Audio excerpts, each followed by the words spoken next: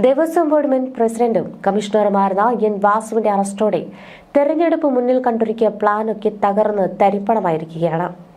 സാധാരണക്കാരെയൊക്കെ കയ്യിലെടുക്കാൻ പാകത്തിലായിരുന്നു കഴിഞ്ഞ മാസം മുഖ്യമന്ത്രി വാർത്താ സമ്മേളനം വിളിച്ചു നടത്തിയ ജനപ്രിയ പ്രഖ്യാപനങ്ങൾ.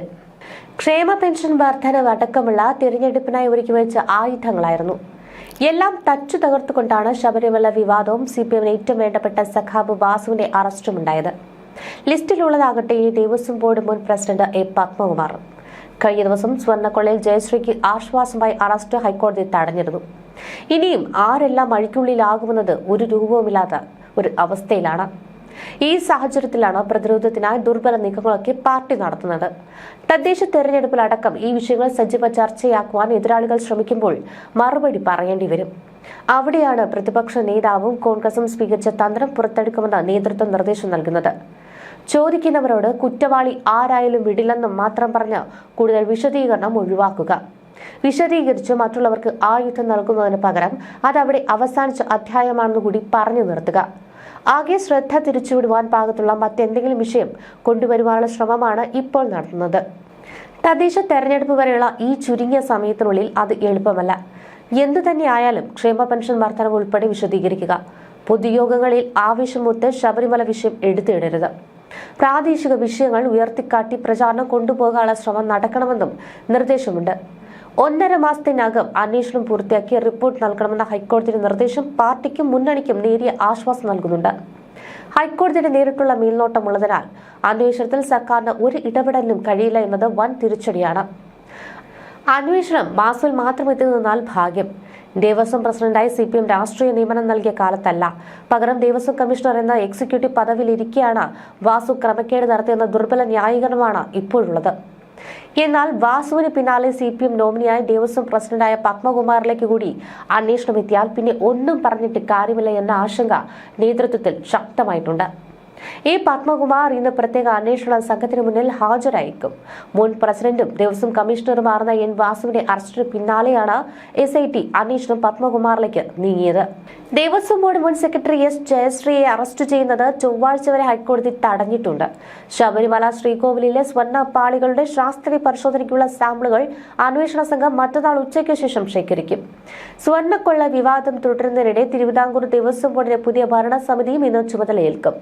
പ്രസിഡന്റായി മുൻ ചീഫ് സെക്രട്ടറി കെ ജയകുമാറും അംഗമായി മുൻ മന്ത്രി കെ രാജുവും രാവിലെ 11:30 ദേവസ്വം ബോർഡ് ആസ്ഥാനത്ത് സത്യപ്രതിജ്ഞ ചെയ്യും. 2 വർഷത്തേക്കാണ് കാലാവധി. പ്രസിഡന്റായിരുന്ന PS പ്രശാന്തും അംഗം A അജിത് കുമാറും വ്യാഴാഴ്ച സ്ഥാനമൊഴിഞ്ഞിരുന്നു. വിവാദങ്ങൾക്കിടെ യാത്രയപ്പ് സമ്മേളനം ഒഴിവാക്കി. അറസ്റ്റിലായ എൻ വാസു നിലവിൽ റിമാൻഡിലാണ്. ഈ മാസം 24 വരെയാണ് റിമാൻഡ് ചെയ്തത്. വാസുവിനെതിരെ ഗുരുതര കാര്യങ്ങളാണ് ഈ റിമാൻഡ് റിപ്പോർട്ടിൽ ചേർത്തിരിക്കുന്നത്. ചെമ്പ് പാളികൾ എന്ന് രേഖപ്പെടുത്തി നവീകരണത്തിന് ശുപാർശ നൽകി. രേഖകളിൽ സ്വർണം പൊതിഞ്ഞ പാളികൾ എന്നത് ഒഴിവാക്കി ഉണ്ണികൃഷ്ണൻ പോറ്റിയുടെ കൈവശം പാളികൾ കൊടുത്തുവിടുവാൻ ഇടപെടൽ നടത്തിയെന്നും റിപ്പോർട്ടിൽ സൂചിപ്പിക്കുന്നു. ഇതര പ്രതികളുമായി ചേർന്ന് ഗൂഢാലോചന നടത്തി ബോർഡിന് നഷ്ടമുണ്ടായെന്നും പ്രതികൾക്ക് അന്യായമായി ലാഭമുണ്ടായി എന്നും റിമാൻഡ് റിപ്പോർട്ടിൽ പറയുന്നുണ്ട്. നവംബർ 11 എൻ വാസു അറസ്റ്റിലായത്. തുടർച്ചയായ 2 ദിവസത്തെ ചോദ്യം ചെയ്യലിന് ശേഷമായിരുന്നു അറസ്റ്റ്. ശബരിമല ശ്രീകോവിലിലെ കട്ടിളപ്പാളിയിൽ സ്വർണം ചെമ്പെന്ന് രേഖപ്പെടുത്തിയത് വാസുവിന്റെ നിർദ്ദേശപ്രകാരമാണെന്ന വിവരം SITക്ക് ലഭിച്ചിരുന്നു. പിന്നാലെയായിരുന്നു വാസുവിനെ ചോദ്യം ചെയ്യലിന് വിളിപ്പിച്ചത്. ദേവസ്വം ബോർഡ് മുൻ എക്സിക്യൂട്ടീവ് ഓഫീസർ സുധീഷ് കുമാറും ദേവസ്വം ബോർഡ് മുൻ അഡ്മിനിസ്ട്രേറ്റീവ് ഓഫീസറുമായ മുരാരി ബാബുവുമാണ് വാസുവിനെതിരെ മൊഴി നൽകിയത്. സ്വർണ്ണക്കൊള്ളയുമായി ബന്ധപ്പെട്ട വിവരങ്ങൾ എൻ വാസുവിന് അറിയാമായിരുന്നു എന്നായിരുന്നു സുധീഷ് കുമാർ SITക്ക് നൽകിയ മൊഴി. 2019 നവംബർ മുതൽ 2 വർഷമാണ് എൻ വാസു ദേവസ്വം ബോർഡ് പ്രസിഡന്റായി പ്രവർത്തിച്ചത്. ഇതിനു മുൻപ് 2018 ഫെബ്രുവരി മുതൽ 2019 മാർച്ച് വരെ ദേവസ്വം കമ്മീഷണറായും പ്രവർത്തിച്ചു. PK ഗുരുദാസൻ എക്സൈസ് മന്ത്രിയായിരുന്ന സമയത്ത് വാസു പേഴ്സണൽ സ്റ്റാഫ് അംഗമായും സേവനമനുഷ്ഠിച്ചിട്ടുണ്ട്. ഈ വിവാദങ്ങൾക്കിടെയൊക്കെ വാസുവിനെ ന്യായീകരിച്ചുകൊണ്ടാണ് കടകംപള്ളി എത്തിയത്. തനിക്കറിയാവുന്ന എൻ വാസു വളരെ സത്യസന്ധനായ വ്യക്തിയെന്നാണ്. ഈ വാസു പ്രസിഡന്റായിരുന്ന കാലത്തല്ല ഫയൽ ഒപ്പിട്ടതെന്നുമാണ് കടകംപള്ളി സുരേന്ദ്രൻ പറഞ്ഞത്. ഹൈക്കോടതി നേരിട്ട് നിയോഗിച്ച അന്വേഷണ സംഘമാണ് കേസ് അന്വേഷിക്കുന്നതെന്നും കുറ്റവാളി ആരായിരുന്നാലും അവർ സ്വാഭാവികമായും ശിക്ഷിക്കപ്പെടുമെന്നുമാണ് കടകംപള്ളി പറഞ്ഞത്. വാസു കമ്മീഷണറായിരുന്ന കാലത്ത് ഒരു ഫയൽ ഒപ്പിട്ടതാണല്ലോ പ്രതിയായത്. വാസു പ്രസിഡന്റായിരുന്ന കാലത്തല്ല ഒപ്പിട്ടത്. അദ്ദേഹം സത്യസന്ധനായ വ്യക്തിയാണ്. ബോർഡിലെ ദൈനംദിന കാര്യങ്ങൾ മന്ത്രി അറിയേണ്ടതില്ല. അതൊന്നും ദേവസ്വം മന്ത്രിയുടെ മുന്നിൽ വരാറുമില്ല.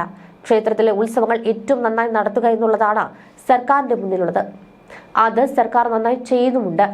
ഭക്തജനങ്ങൾക്ക് വേണ്ട എല്ലാ അടിസ്ഥാന സൗകര്യങ്ങളും സർക്കാർ ചെയ്തു കൊടുക്കുന്നുണ്ട് എന്നാണ് കടകംപള്ളി കൂട്ടിച്ചേർത്തത്.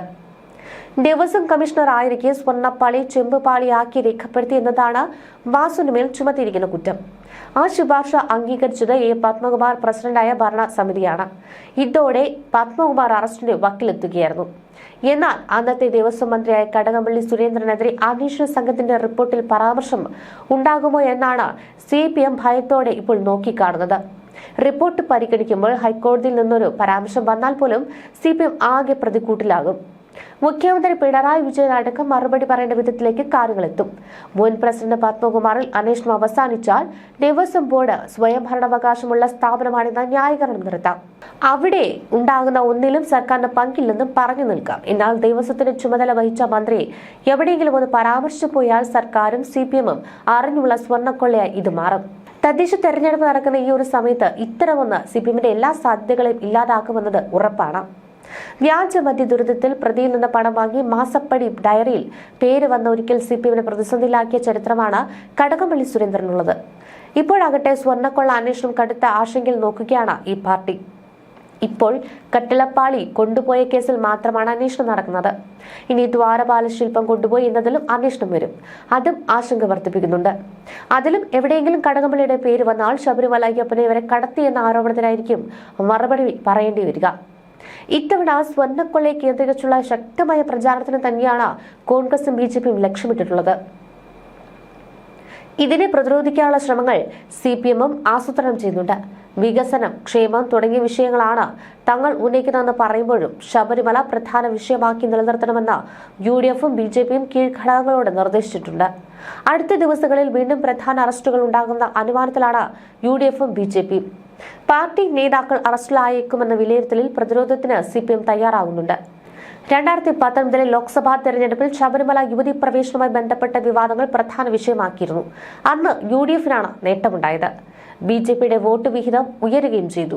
തെരഞ്ഞെടുപ്പ് ഘട്ടത്തിലായതിനാൽ ശബരിമലയിലെ സ്വർണ്ണക്കൊള്ള ജനങ്ങളുടെ മനസ്സിനെ സ്വാധീനിക്കുമെന്ന് UDF ഉറച്ചു വിശ്വസിക്കുന്നു. അത് ഉയർത്തിക്കാട്ടി സമര രംഗത്തേക്ക് കോൺഗ്രസ് കടന്നിട്ടുമുണ്ട്. വൃശ്ചികം 1 കോൺഗ്രസ് എല്ലാ വാർഡിലും പ്രതിഷേധ ജ്യോതി തെളിയിക്കുവാനാണ് തീരുമാനം.